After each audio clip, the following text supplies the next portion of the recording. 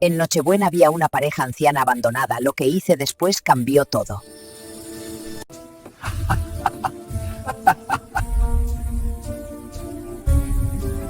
Hola a todos. Bienvenidos nuevamente al canal Sydney. Antes de empezar con la historia de hoy, que es de esas que se te quedan clavadas en la garganta un buen rato, quiero pedirles un pequeño favor. Si estas historias les hacen sentir acompañados, si encuentran un pedacito de su propia vida en ellas, suscríbanse al canal y dejen su like. Es un gesto gratuito para ustedes, pero para nosotros es el abrazo que nos permite seguir contando lo que nadie más cuenta. Nunca me gustaron las Navidades. Sé que suena a cliché, a la típica frase de un hombre amargado de 50 y tantos años que vive solo, pero en mi caso no es odio, es incomodidad. Es esa sensación de que todo el mundo está actuando en una obra de teatro para la que yo no recibí el guión. Aquel 24 de diciembre no era diferente. Yo trabajaba en una empresa de logística y, aunque podría haberme pedido el día libre, me ofrecí voluntario para hacer la ruta de supervisión de la zona norte. Mis compañeros, todos con hijos pequeños o esposas esperando con el pavo en el horno, me miraron con esa mezcla de lástima y alivio que conozco tan bien. Gracias, Roberto. Te debemos una, me dijeron. Yo solo asentí. Prefería estar en la carretera, dentro de mi camioneta con la calefacción puesta y la radio bajita, que en mi apartamento vacío escuchando los brindis de los vecinos a través de las paredes de pladur. Eran casi las 9 de la noche cuando el hambre me venció. La autopista estaba desierta, solo pasaban algunos camiones de carga y algún coche familiar lleno de regalos corriendo para llegar a la cena antes de las 12. Vi el letrero de una cafetería de carretera, de esas que están abiertas 24 horas, con luces de neón parpadeantes que zumban como mosquitos eléctricos. El Descanso, se llamaba. Irónico. Aparqué. La lluvia empezaba a caer, una llovizna fina y helada que emborronaba los parabrisas. Me quedé un momento dentro del coche, mirando mis manos sobre el volante. El teléfono estaba en el asiento del copiloto, con la pantalla negra. Ni mensajes de mi exmujer, lo cual era normal tras 5 años de divorcio, ni de mi hijo, que a sus 22 años seguramente estaba en alguna fiesta con sus amigos o con la familia de su novia. No los culpo, uno cosecha lo que siembra, y yo fui un padre proveedor, pero ausente. Ahora tenía mi libertad, y pesaba toneladas. Entré en la cafetería. El lugar olía a grasa rancia, café quemado y a ese limpiador de pino barato que usan en los baños públicos. Había guirnaldas plateadas colgadas con desgana sobre la barra y un árbol de plástico pequeño en una esquina al que le faltaban la mitad de las luces. El local estaba casi vacío. Había 2 camioneros comiendo en silencio en la barra, mirando el televisor sin volumen, y una camarera joven, con cara de cansancio infinito, secando vasos con un trapo. Me senté en una mesa pegada a la ventana, buscando el frío del cristal para no dormirme. Pedí un sándwich de jamón y queso y un café solo. ¿Algo más?, preguntó la chica, sin mirarme. Quería irse a casa. Se le notaba en los hombros caídos. Nada más. Gracias. Fue entonces cuando los vi. Estaban en la mesa más grande del fondo, la que tiene los asientos acolchados rojos en forma de U, pensada para familias numerosas. Eran una pareja de ancianos. Debían rondar los 80 años.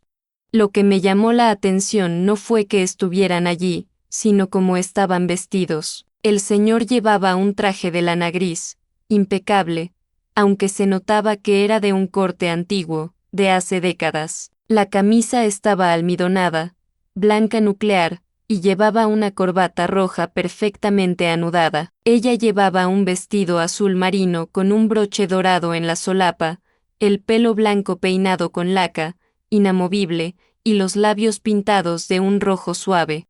Parecían sacados de una película antigua, o de una cena de gala en un hotel de lujo, no de una cafetería de carretera con manteles de papel y manchas de ketchup en el suelo. Estaban sentados uno al lado del otro, no enfrente. Delante de ellos, La mesa estaba vacía, salvo por 2 vasos de agua y un servilletero. No comían, no bebían, solo miraban hacia la puerta de entrada cada vez que sonaba la campanilla del viento al abrirse. Empecé a comer mi sándwich despacio, observándolos por encima de mi taza de café. Me sentí un voyeur, un intruso en su intimidad, pero no podía dejar de mirar. Había una dignidad en su postura que contrastaba dolorosamente con el entorno. El señor mantenía la espalda recta, las manos cruzadas sobre la mesa, unas manos llenas de manchas de la edad y venas azules, que temblaban ligeramente. Ella tenía una mano sobre la rodilla de él, dándole palmaditas rítmicas, suaves. Ya llegarán, Antonio. Ya sabes cómo es el tráfico en estas fechas, dijo la señora. Su voz era dulce, pero tenía ese filo quebradizo de quien está tratando de convencerse a sí misma de una mentira. Sí, el tráfico, respondió él. Miró su reloj de muñeca, un gesto que repitió 3 veces en los siguientes 5 minutos. La camarera se acercó a su mesa. No fue grosera, pero tampoco amable. Era la eficiencia brutal de quien quiere cerrar caja. ¿Van a pedir algo de cenar ya? La cocina cierra en 40 minutos. El anciano, Antonio, se aclaró la garganta. Se notaba incómodo, avergonzado. Se ajustó el nudo de la corbata como si de repente le apretara. Estamos esperando a nuestro hijo, señorita. Viene con su familia. Queremos esperarlos para pedir todos juntos. Es nuestra cena de Nochebuena. La camarera suspiró. Fue un sonido corto, nasal, que retumbó en el silencio del local. Mire, señor, llevan aquí 2 horas con 2 vasos de agua. El jefe me dice que si no consumen, no pueden ocupar la mesa grande. Es noche de mucha rotación. Aunque hoy no haya nadie, se corrigió a sí misma mirando el local vacío. Pero son las normas. Sentí una punzada de vergüenza ajena, no por la camarera, que solo hacía su trabajo, sino por la situación. La humillación silenciosa de tener que justificar tu presencia, de tener que explicar que estás esperando a alguien que te quiere, a alguien que te da valor como ser humano. La señora intervino. Abrió un bolso de mano pequeño, de charol negro, y sacó un monedero. Tráiganos 2 cafés, por favor. ¿Tienen algún pastel? Tarta de manzana, pero es de ayer. Está bien, 2 trozos, por favor. La camarera anotó y se fue. Antonio bajó la cabeza. No tenías que gastar, Marta. Julián dijo que él invitaba este año. Dijo, papá, mamá, no cocinen. Los veo en el descanso a las 8:30. Miré mi reloj. Eran las 9:40. Me quedé paralizado, con el sándwich a medio camino de la boca. La escena era tan patética y a la vez tan tierna que me dolía el estómago. Podía imaginar perfectamente la secuencia, la llamada apresurada del hijo hace días, la promesa de una cena fácil en un punto intermedio para no tener que ir a casa de los viejos, la preparación meticulosa de ellos, vistiéndose con sus mejores galas para ver a los nietos, el viaje en un coche que seguramente Antonio ya no debería conducir. Y ahora, el silencio. Mi teléfono seguía negro sobre la mesa. Nadie me esperaba a mí. Yo había elegido mi soledad. Me había construido una fortaleza de trabajo y excusas para no tener que lidiar con la decepción de nadie. Pero ellos estaban allí, expuestos, vulnerables, con su dignidad intacta colgando de un hilo muy fino. Vi cómo Antonio sacaba un pañuelo de tela del bolsillo y se secaba la frente, aunque hacía frío en el local. Voy a llamarlo otra vez, Marta. Quizás no tienen cobertura. El anciano sacó un teléfono móvil. No era un smartphone, era uno de esos teléfonos antiguos, de teclas grandes, pensados para mayores. Se lo puso en la oreja. Desde mi mesa, a unos 4 metros, pude escuchar el sonido amortiguado de la línea. Turo.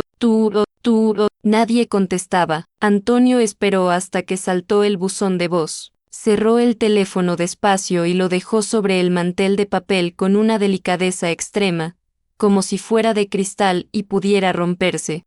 No lo coge, susurró. Marta le apretó la mano más fuerte. Estará conduciendo, Antonio. No puede coger el móvil si conduce. Ya sabes lo responsable que es Julián. Era mentira, los dos lo sabían, yo lo sabía, la camarera, que volvía con los cafés y la tarta reseca, lo sabía. El aire se volvió denso, pesado. No era solo tristeza, era la constatación física del abandono. En ese momento, algo se rompió dentro de mi rutina de espectador pasivo. No sé qué fue.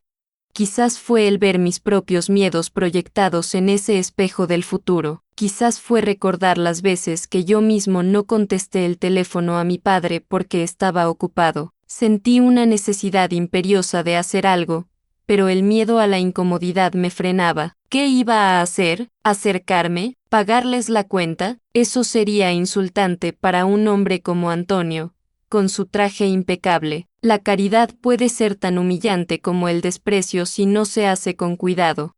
Entonces, el teléfono de Antonio sonó. El ruido, un timbre polifónico estridente y anticuado, nos sobresaltó a todos. Antonio dio un respingo y sus manos temblorosas casi tiraron el vaso de agua al intentar agarrar el aparato. «Es él», dijo, con una sonrisa que le iluminó la cara, borrando 10 años de arrugas de golpe. «Te lo dije». «Marta», contestó inmediatamente, casi gritando de la emoción. «Julián, hijo, estamos aquí, en la mesa del fondo». «Sí, sí, ya pedimos café». Me quedé observando, esperando ver el alivio, esperando el final feliz de esa pequeña angustia, pero la sonrisa de Antonio se congeló a los 3 segundos. Su expresión cambió, la luz se apagó, sus hombros se hundieron bajo la chaqueta gris. «Entiendo», dijo, con la voz apagada. «No. No, claro, lo primero es lo primero, no te preocupes. Ciro, ¿ya? No. Estamos bien. Sí, mamá está bien». Escuchaba, asentía, su mano libre arrugaba el mantel de papel hasta rasgarlo. «Vale.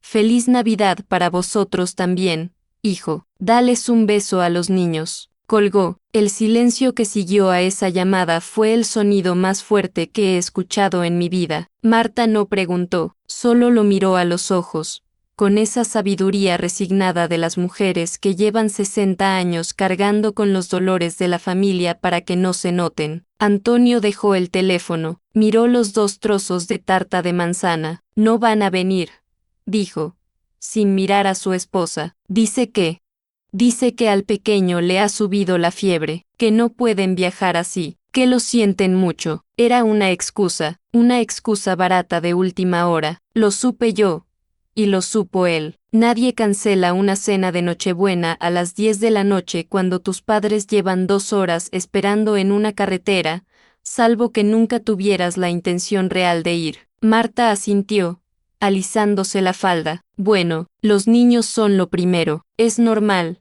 Antonio, no pongas esa cara». Pero Antonio estaba devastado.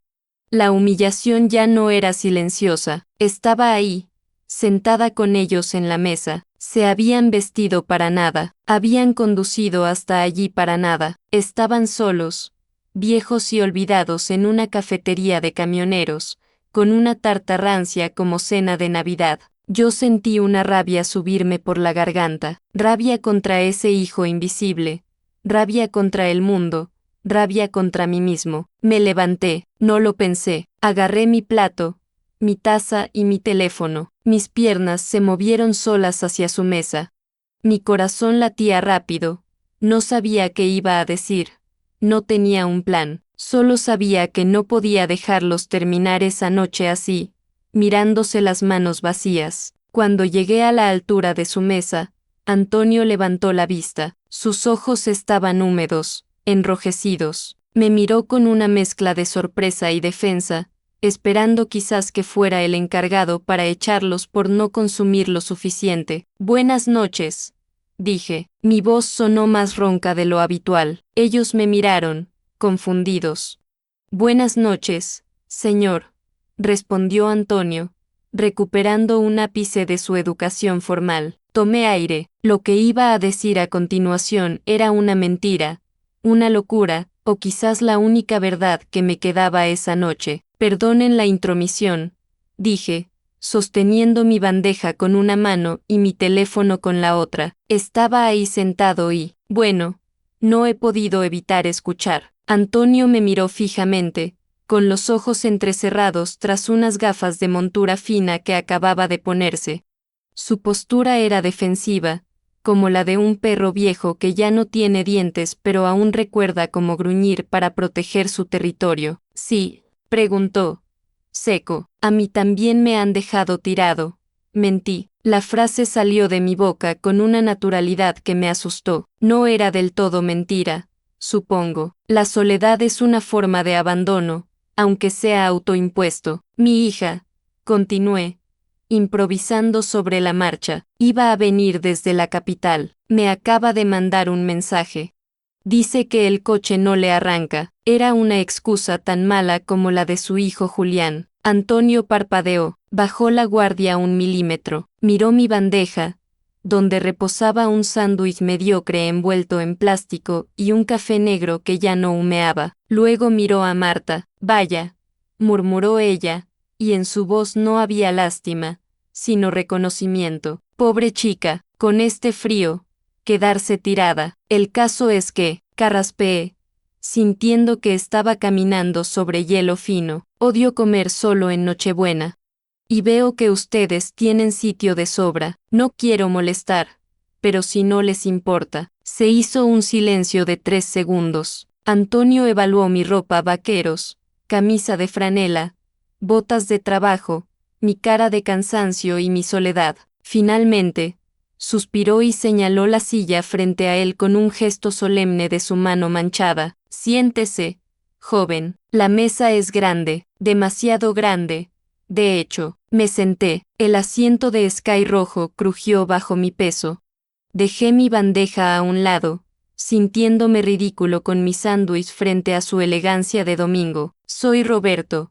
Me presenté. Antonio, y ella es mi esposa, Marta. Marta me sonrió. Tenía los ojos del color del agua lavada, un azul pálido y acuoso. Encantada. Roberto, ¿usted vive por aquí? No. Estoy de paso. Trabajo en transporte. Un hombre viajero, dijo Antonio, intentando recuperar la compostura, alisando el mantel de papel rasgado. Como Julián, nuestro hijo viaja mucho. Es arquitecto. Muy importante. Siempre está con reuniones, planos. Ya sabe, la necesidad de justificar al hijo ausente era dolorosa. Antonio necesitaba que yo, un completo desconocido, supiera que su hijo no era un malnacido, sino un hombre importante. Asentí con gravedad. Se entiende, la gente importante tiene agendas complicadas. Exacto, dijo Antonio, y vi cómo sus hombros se relajaban visiblemente. Complicadas, eso es. La camarera volvió, nos miró a los tres. Miró mi sándwich, miró los vasos de agua de ellos. Entonces, preguntó, con el bolígrafo preparado sobre la comanda. Empezó Antonio, mirando la carta plastificada con nerviosismo. Sabía lo que estaba pensando. Estaba calculando precios. La pensión no da para lujos, y la cena invitada por el hijo se había esfumado. Intervine antes de que pudiera pedir una sopa barata. Mire, señorita, dije, usando mi tono de voz de supervisor, ese que no admite réplicas. Hoy es Nochebuena. Este caballero y su señora me están haciendo el favor de no dejarme cenar solo, así que tráiganos el menú especial, el asado, para los tres, y una botella de vino, del mejor que tenga, no el de la casa. Antonio abrió los ojos y levantó una mano para protestar. No. No. Oiga, nosotros no. Insisto, Antonio. Le corté, mirándole a los ojos. Por favor, mi empresa me da un bonus de dietas que si no gasto, pierdo. Me harían un favor ayudándome a gastarlo. Era otra mentira, una tras otra. Pero Antonio la necesitaba para mantener su dignidad. Si era un favor administrativo para mí, él podía aceptarlo sin sentirse un mendigo. Dudó un segundo, miró a Marta, que tenía un brillo de hambre y gratitud en los ojos, y finalmente asintió levemente con la cabeza, un gesto aristocrático en medio de la decadencia. Si es para que no lo pierda, está bien, gracias. La cena llegó 20 minutos después. No era un banquete gourmet. El asado estaba un poco seco y las patatas eran congeladas, pero la camarera, contagiada quizás por la extrañeza de la situación, había puesto un mantel de tela blanca, probablemente el único que tenían, y había encendido una vela roja en el centro. Comimos. Al principio, el sonido de los cubiertos contra la loza era lo único que se oía, pero luego, con el vino un Rioja Peleón que a mí me supo a gloria, las lenguas se soltaron. Descubrí que Antonio había sido relojero. 40 años arreglando tiempos ajenos, dijo, moviendo su copa de vino con elegancia. La gente ya no repara, Roberto. Tiran y compran nuevo. Un reloj mecánico tiene corazón. Un cuarzo es solo electricidad. No tiene alma. Hablaba con pasión. Sus manos, que antes temblaban, se movían firmes al describir los engranajes. Marta lo miraba con adoración, o quizás con costumbre, asintiendo en las pausas correctas. Ella había sido costurera. Él arreglaba el tiempo y yo arreglaba las roturas, dijo ella, riendo suavemente. Éramos un buen equipo. Me preguntaron por mi hija. Tuve que inventar un nombre. Laura.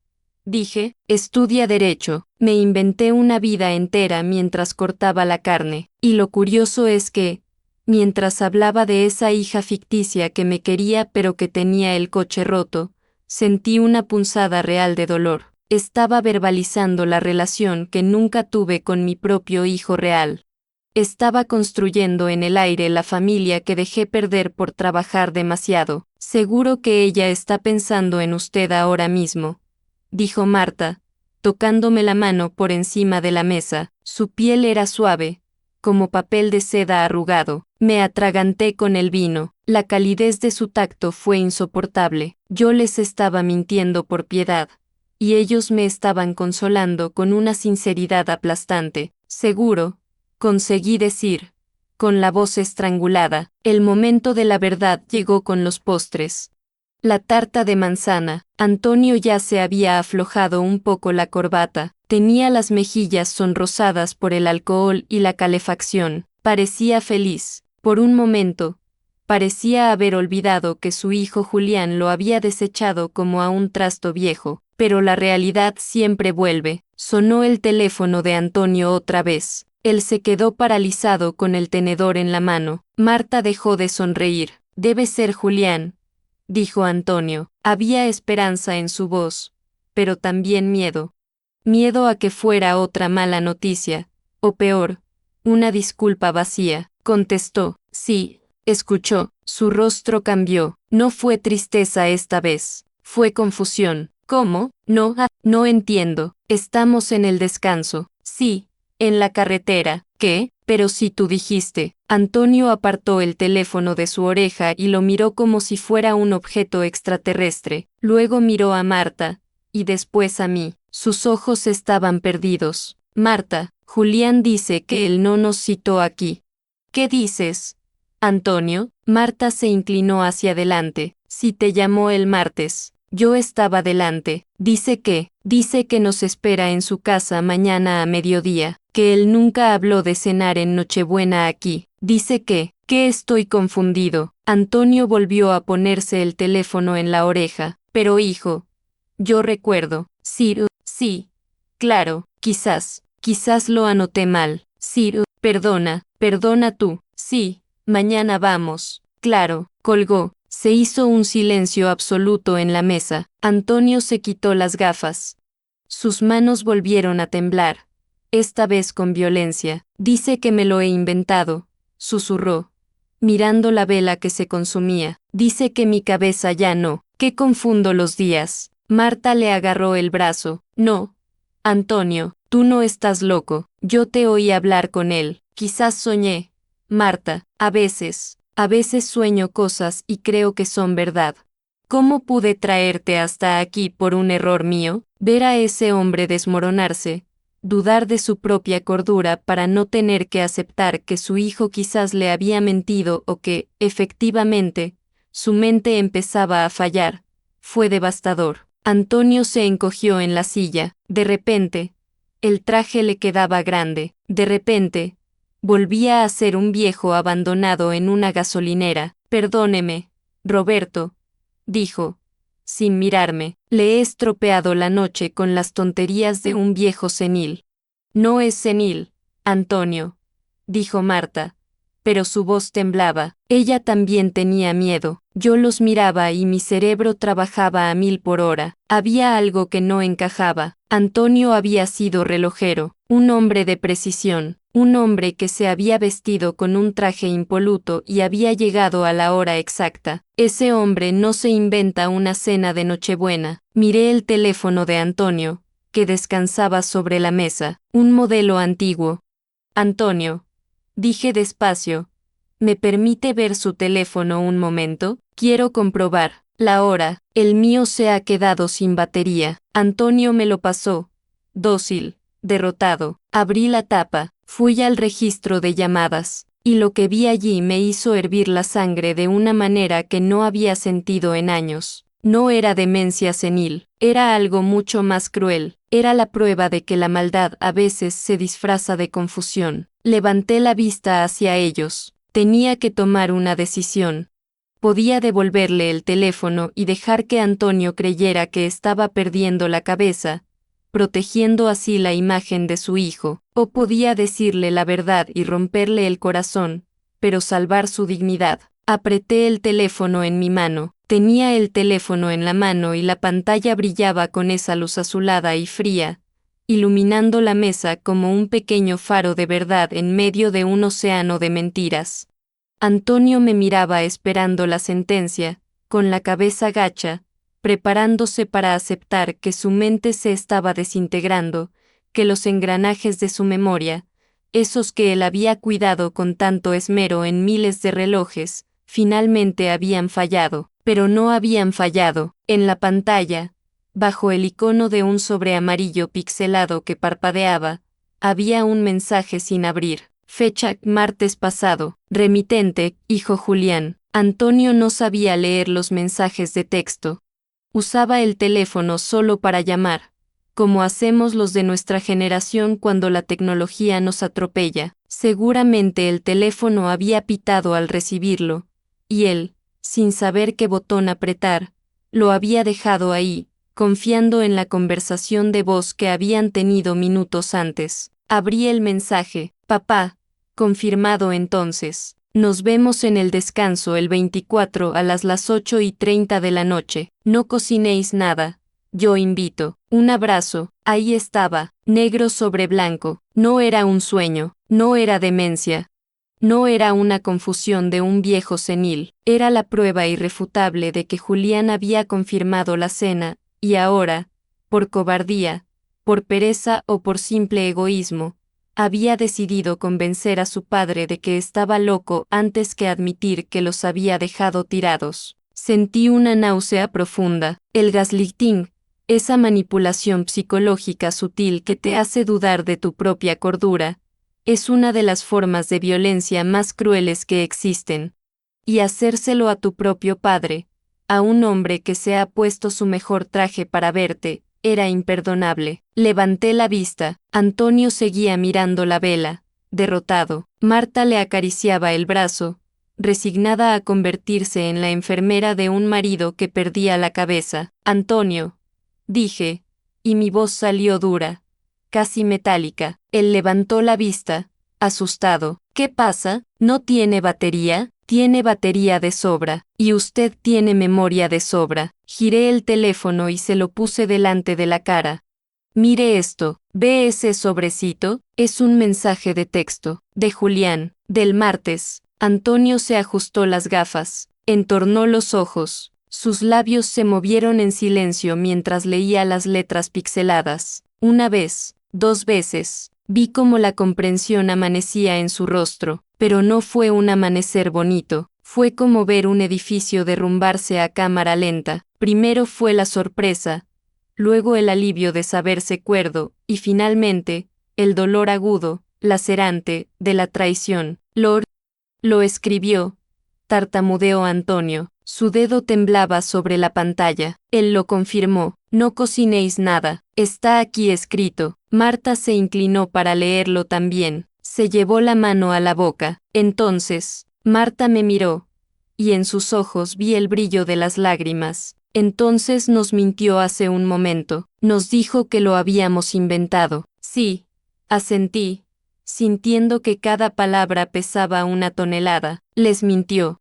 Prefirió hacerles creer que ustedes estaban perdiendo la cabeza antes que pedirles perdón por no venir. Antonio se dejó caer contra el respaldo del asiento rojo, se quitó las gafas y las dejó sobre la mesa con un clac seco, se cubrió la cara con las manos. Sus hombros empezaron a sacudirse, no emitía ningún sonido, pero estaba llorando, un llanto seco, de hombre antiguo, de esos que duelen más porque no tienen consuelo. La camarera que pasaba por allí para recoger los platos vacíos, se detuvo en seco al ver la escena, me miró interrogante, le hice un gesto leve con la cabeza para que nos dejara solos. Entendió y se retiró a la barra. ¿Por qué?, preguntó Antonio desde la oscuridad de sus manos. Le dimos todo, la carrera, el piso de la entrada, nunca le pedimos nada. ¿Por qué hacerme sentir un inútil? Hubiera preferido que me dijera papá, no tengo ganas. Lo hubiera entendido, pero esto, jugar con mi cabeza, porque es más fácil, Antonio, dije, y aquí fue donde decidí abrir mi propia herida para intentar curar la suya. Es más fácil culpar al viejo que mirarse al espejo y ver que eres un miserable. Antonio bajó las manos y me miró. Tenía los ojos rojos, pero había recuperado la dignidad. La rabia, a veces, es mejor combustible que la tristeza. Usted dijo que tenía una hija,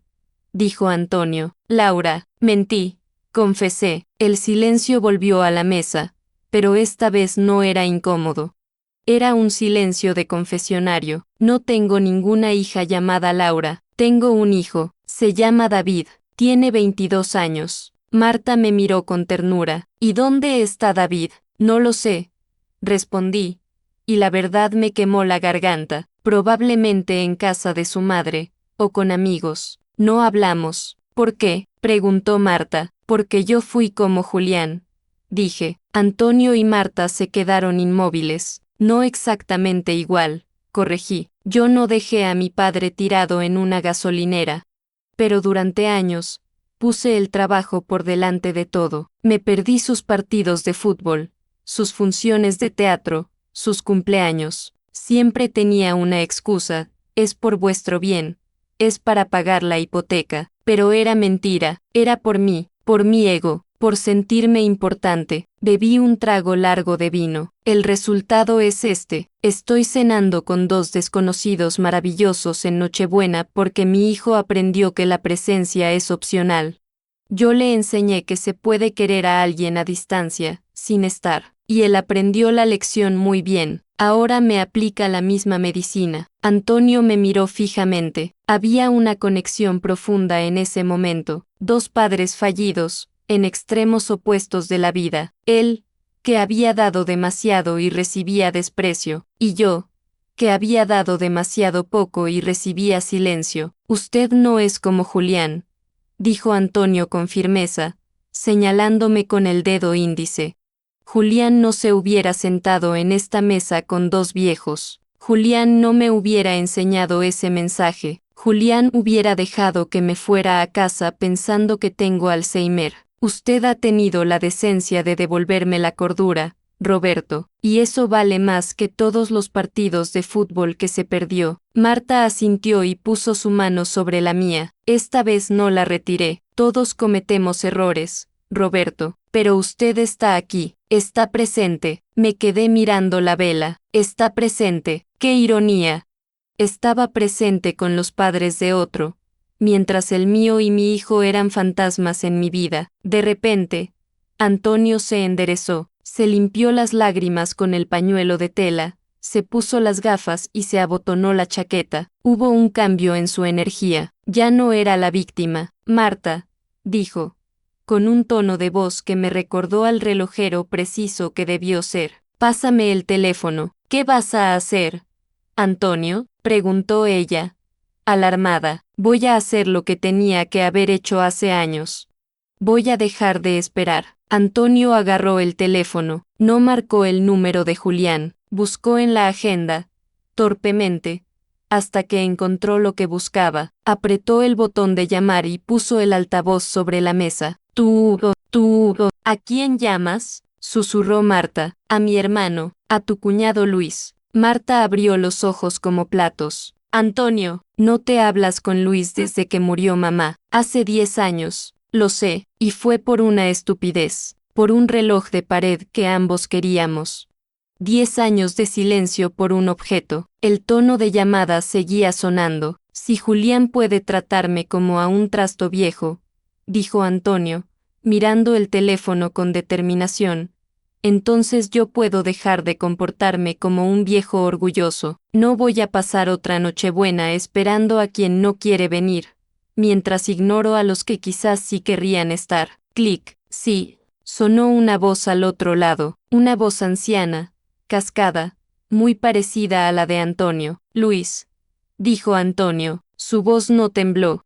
«Soy yo, Antonio». Hubo un silencio al otro lado, un silencio denso, cargado de una década de rencor y polvo. «Antonio», dijo la voz de Luis, vacilante, «¿ha pasado algo? ¿Estás bien?». «No, Luis, no estoy bien. Estoy en una cafetería de carretera, cenando asado recalentado con Marta y con un buen amigo nuevo que se llama Roberto. Mi hijo me ha dejado tirado, y me he dado cuenta de que soy un imbécil por no haberte llamado antes». Marta se llevó las manos a la boca, emocionada. Yo contuve la respiración. Estábamos presenciando algo sagrado, la reparación de un reloj que llevaba 10 años parado. «¿Dónde estáis?», preguntó Luis. Su voz sonaba más fuerte ahora. «En el descanso, en la salida 45. Estoy a 20 kilómetros. Tengo turrón en casa, y vino dulce. Estoy solo, Antonio. La Rosa murió el año pasado, ya lo sabes». «Lo sé, Luis, y no fui al funeral, y no me lo perdono». «Cállate, viejo tonto», dijo Luis, y se notaba que sonreía, o lloraba, o las dos cosas. «No te muevas de ahí. Cojo el coche. En 15 minutos estoy». Antonio colgó, nos miró a Marta y a mí. Tenía una luz en la mirada que no estaba allí antes. No era la alegría ingenua de la espera, era la satisfacción profunda de haber tomado el control de su propia narrativa. «Viene para acá», dijo Antonio, y luego, mirándome a los ojos, añadió: «Y usted, Roberto, no se va a ir a ninguna parte. Usted es parte de esta familia esta noche». Sonreí, una sonrisa real, que me llegó a los ojos.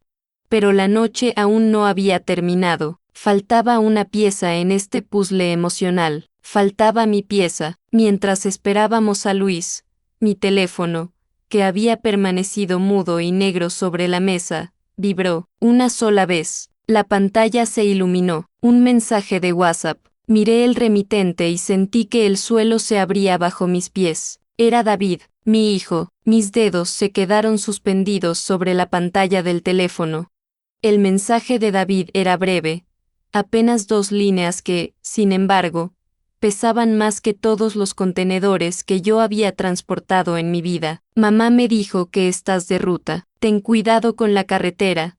Dicen que hay hielo. Feliz Navidad, papá». No era una carta de amor. No era un te perdono por todos los años de ausencia. Era algo mucho más pragmático y, por eso mismo, dolorosamente real. Era preocupación. A pesar de la distancia, a pesar de mi egoísmo pasado, mi hijo se preocupaba por si yo me mataba en una carretera helada. Levanté la vista. Antonio me miraba, expectante. «¿Son buenas noticias?», preguntó, con esa intuición afilada que tienen los que han sufrido recientemente. «Es mi hijo», dije, y la voz se me rompió por primera vez en toda la noche. «Me dice que tenga cuidado con el hielo». Marta sonrió, y en su sonrisa sexta la confirmación de lo que yo ya sabía pero me negaba a aceptar, que los lazos no se rompen tan fácil, solo se estiran hasta volverse invisibles, pero siguen ahí, esperando a que alguien tire de ellos. En ese momento, la campanilla de la puerta sonó con violencia, una ráfaga de viento frío y lluvia entró en el local, seguida de un hombre envuelto en una gabardina beige empapada. Era Luis. No necesité que nadie me lo presentara. Tenía los mismos ojos grises de Antonio, la misma nariz aguileña, pero su rostro estaba marcado por una vida quizás más dura, más solitaria. Se quedó parado en la entrada, buscando con la mirada, respirando agitadamente. Antonio se levantó, lo hizo despacio, apoyándose en la mesa, pero con una dignidad renovada. Se ajustó la chaqueta. Luis, dijo, el recién llegado avanzó hacia nosotros. No corrió, caminaba con una cojera leve, arrastrando un poco la pierna izquierda.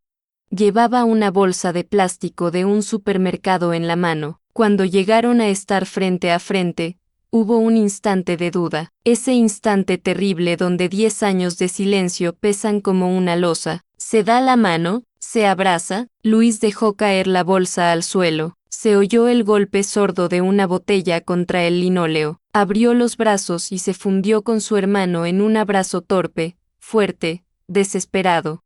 Se dieron palmadas en la espalda, de esas que suenan huecas y que los hombres usamos para no tener que decir te quiero o lo siento. Estás viejo, cabezota, dijo Luis, separándose y agarrando a Antonio por los hombros. Tenía los ojos llenos de lágrimas. Y tú estás gordo, respondió Antonio, riendo y llorando a la vez. Mira qué barriga. Marta se levantó y se unió al abrazo. Yo me quedé sentado, sintiéndome un intruso privilegiado, testigo de un milagro que no tenía nada que ver con la religión y todo que ver con la valentía de coger un teléfono. Cuando se calmaron, Luis arrastró una silla y se sentó con nosotros. De la bolsa sacó una barra de turrón de Gijona y una botella de moscatel barato. No es la gran cosa, dijo Luis, mirando el asado que quedaba en los platos, pero es lo que tenía en la despensa. Es el mejor banquete del mundo, sentenció Antonio.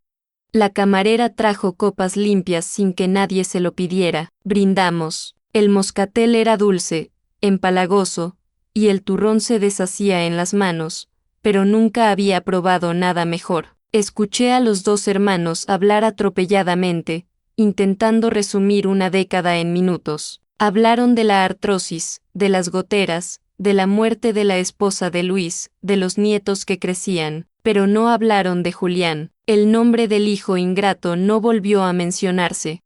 Había sido expulsado de la mesa por la fuerza de la presencia real. Yo los miraba y sentía una envidia sana. Ellos habían recuperado el tiempo. Yo tenía el mío en la palma de la mano, brillando en la pantalla del móvil. Miré de nuevo el mensaje de David. Ten cuidado con la carretera. Podía contestar mañana. Podía esperar a tener la cabeza fría. Podía escribir un mensaje formal. Gracias, hijo. Igualmente, eso hubiera sido lo seguro, lo que hacía el Roberto de siempre. Pero luego miré a Antonio, riendo con la boca manchada de turrón. Vivo de nuevo gracias a que yo le había mostrado una verdad dolorosa en lugar de dejarle vivir en una mentira cómoda. La verdad cura, la presencia cura. Escribí. Mis dedos, gruesos y torpes por el trabajo manual, teclearon despacio. No estoy conduciendo. Estoy cenando en una cafetería con unos amigos nuevos. Gracias por preocuparte, David. Te he echado de menos. Te quiero. Le di a enviar antes de arrepentirme. Vi el doble cheque azul casi al instante, y luego, 3 puntos suspensivos que aparecían y desaparecían. Estaba escribiendo. Esperé. Mi corazón latía al ritmo de esos puntos parpadeantes. Yo también. Papá, llámame mañana cuando descanses. Feliz Navidad. Solté el aire que no sabía que estaba conteniendo. No era una solución mágica. No íbamos a recuperar 20 años en un día, pero la puerta, que llevaba años soldada por el óxido del orgullo, acababa de abrirse unos centímetros. La cena terminó pasada la medianoche. Luis insistió en que Antonio y Marta fueran a dormir a su casa. Tengo la habitación de invitados llena de trastos, pero el sofá-cama es cómodo, dijo Luis. Y mañana desayunamos churros. Salimos al aparcamiento. La lluvia había parado y el aire olía a tierra mojada y gasolina. El frío era intenso, pero ya no calaba hasta los huesos. Antonio se acercó a mí antes de subir al coche viejo de su hermano. Me tomó las manos entre las suyas. Estaban calientes.